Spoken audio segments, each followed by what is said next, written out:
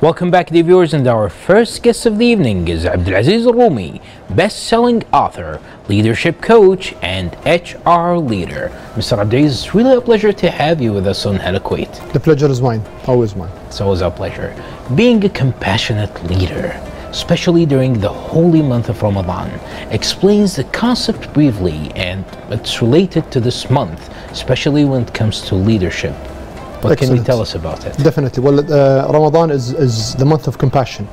It's the month of mercy, where we need to demonstrate this and take it to the next level. People connect through being, communication and feeling and leading with our heart. Exactly. And with our emotions more than our logic. And at this time, everyone is tired, everyone is thirsty, everyone is hungry. Some people are in need. For more support for basic needs like food. So this month is an ideal opportunity for us to even do more volunteering. That's great. Within our city or our neighborhood to help those who are in need in giving just the basic needs of life. Exactly, such a great value, especially during the holy month of Ramadan, Mr. Abdulaziz. Also, we have the respect manners, or the manners of respect, especially for social manners and cultural diversity at the workplace. Sometimes it gets different at the holy month of Ramadan. Is it true? Very true. So basically, for us, we need to know, for all the fasting employees that we have, Muslims or even non-Muslims, how they are scheduling their day. Is it easy for them to get their meal? Some of them living on their own. They don't have their families with them to prepare their food. Some of them need other support. So what we can do as leaders to help them out? Some of the tips, providing flexible working hours. Exactly. Okay, or helping them and discussing with them what is the best way for them to work. Some of them are smokers, some of them are addicted to coffee. So what would be the best way to manage their time efficiently during Ramadan? Exactly, especially they are stressed the first few days. Some of them, yes. Some of them, yes. So that's why I would always recommend to prepare a week ahead. If you are addicted to coffee, to minimize that to the maximum. Okay, so let's go to time management. It's one of the most important factors to workplace and the work environment. So how to manage your time effectively during the holy month of Ramadan and maintaining good sleeping hours, reasonable work hours, and also time for reflection and time for networking. Excellent. Well, I always say that you manage your priorities, you can't manage your time. You do your best to do the things the way you want accordingly, but not necessarily. So ahead of Ramadan, you need to know what task you want to complete in Ramadan, and this is most likely the things that you need to do alone. Teamwork is essential during Ramadan, but you cannot rely on it most of the time because everyone else is tired. The second is minimizing the meeting times. Half an hour is enough. Do most of the work at the beginning of the day or in the middle of the day, just depends on your energy levels. Mr. Abdiz, about caring about your personal time gets different at Ramadan. Some people complain to miss their hobbies, miss their exercising, miss their casuals, let's say reading, doing anything they would like to do outside the holy month of Ramadan. So how to care to your personal time during Ramadan, and the importance also, we'd like to know the importance of maintaining a work and life balance. That's a great question again. So Ramadan is more like a boot camp for every leader to master their self-control. So it's about, most of the time is not doing what you like because the time is limited, and again it's the month of Quran, it's the month of compassion. Exactly. And this is a great time to get connected with your family members, distant family members. Exactly. Okay. The other thing would be how much you want to read, how much you want to go to pray, and all of that. This with work needs to be your priority. Hobbies are good, you can manage it within an hour or two, maybe 3 to 4 times a week. Don't expect yourself that you will do more because anyhow you will be tired. I cannot benefit from especially any physical hobby that you have. So it's okay to let it go down, build on the spirituality, build that momentum, because we're going to need it for the next 11 months in the year. Exactly.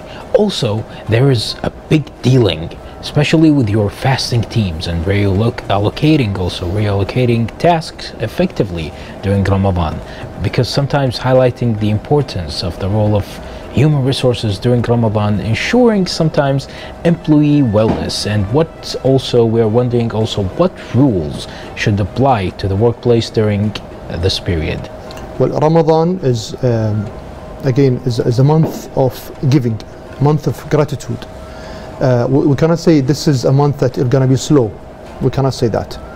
For me, I do most of the work during when I'm fasting, because I get the breaks of lunch breaks. I'm going maybe to the toilet, exactly, or what have you. However, the role of HR is to motivate and encourage and influence the employees to do the right things, so to stay hydrated, to have a right balance, in suhoor and futur, is how to be more compassionate with each other, how to show gratitude to one another, exactly, and also how we can use our time efficiently. Maybe provide also some opportunities where we can have a football tournament sometime within the month, also for more bonding during that time. So building some bonding and loyalty for the workplace during this month. Exactly. Now let's focus more on the HR's roles in Ramadan. Mr. Abdulaziz, what can you tell us about it? First of all, they need to sponsor and champion the flexible working hours. By default, alhamdulillah, in Kuwait, we are reducing the working time, but we need to have some rules to cater to some of the employees. Let's say if our working hours are from 9 to 9:30, but it won't work for a few people, we need to make some exceptions, some good exceptions, or exactly, legitimate exceptions. Also, maybe some people don't have the transportation. Maybe they can provide them with that transportation. Maybe you have some employees that are really in need of meals. Some people can gather their money, and do like charity within. You don't have to give volunteer work for someone outside your work. Exactly. Maybe you have some workers, blue collars, they need the support. Exactly. What about leaders? Especially during the holy month of Ramadan, they must learn a lot of lessons. Yes. When it comes to leadership. So why it is important for leaders to learn from their experience in Ramadan? Well, as leaders, there are some major pillars that you need to have. First of all is vision. So during Ramadan, you need to know what you want to accomplish during this month. From your Quran, meeting the family members, spiritually, work life, health, weight loss. For every year I have a 5 kilo plan to lose in Ramadan. Most of the time I do lose it. MashaAllah. So you plan ahead. That's number one. The second is how to lead your team. If you don't connect throughout the year, you won't have the emotional bank, we call it, that you understand your people and how they will be open with you to get most of the work done. Not to hide behind the time and try to waste time because they are fasting, and then you get frustrated and not get things done. The other thing would be, ask them, how do they spend their day during Ramadan? What support do they need? Your team members. And then you will be the supporter, the real champion for them, so they will appreciate the work for you, and their loyalty to you and the organization will grow miraculously within this time period. That's great. And also, let's not forget about Prophet Muhammad, salam, peace be upon him, and his companion. Leadership, we learn, when it comes to leadership, we learn a lot of leadership from him. So what can you tell us about learning leadership from Prophet Muhammad, peace be upon him? Well, Prophet Muhammad has always shown, sallallahu alaihi wasallam, integrity. So, and vulnerability. So if he is weak, you know that he is weak. If he needs support, he will ask for support. And this goes for us. We need to stay focused as much as possible. We need to stay healthy to be able to make the right decisions. Not to have a mood swing during Ramadan or any frustration during Ramadan. At the end, we are leaders. People come to us for guidance and for support, emotion and more strategic and operational. So from that, it's better to read about the Sahaba. about the prophets, about Prophet Muhammad ﷺ, and how they deal with their life, and how they showed courage, and how they showed compassion during hard times. يعني a simple story that I listened to yesterday about the Prophet Nuh. He stayed 950 years with only 10 people who followed him. Only 10 people believed in him. We cannot be more influential or more compassionate or more charismatic than Nuh. So it's okay if people don't listen to us. Exactly. It's okay that people are frustrated sometimes, and we feel the struggle to inspire others. We do our best and leave the rest for God's willing. Well, that's great, Mr. Abdulaziz.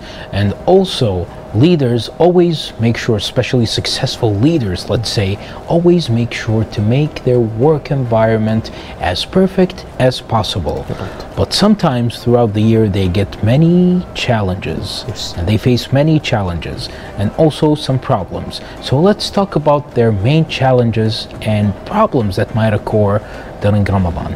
Well, the major challenge and frustration usually leaders face is getting their employees engaged. And by engaged, that means active and productive workforce and team. In Ramadan, this will go down in general. So if you didn't get your work straight before Ramadan, definitely you cannot get them to deliver during Ramadan. So during this time, you need to you understand that you become logical with the expected deliverables from your team and what you can do to help them deliver. What will be their bonus if they exceeded your expectation? That needs to be clear. Maybe you can tell them that the best employee will get the first week right after Eid as a holiday or as a leave. That's great. Right? So then they will be motivated in one way or the others. Other people would like more support or maybe more monetary kind of gifts. So it just depends on your connection, your understanding of your workforce and what do they need. Exactly. Well, thank you so much, Mr. Abdulaziz, for being tonight with us on Hala Kuwait, and we really hope you enjoy the rest of Ramadan. Everything, inshallah, gets really perfect at your work environment. Inshallah. And barak alaikum, inshallah. Barak, inshallah. Thank you.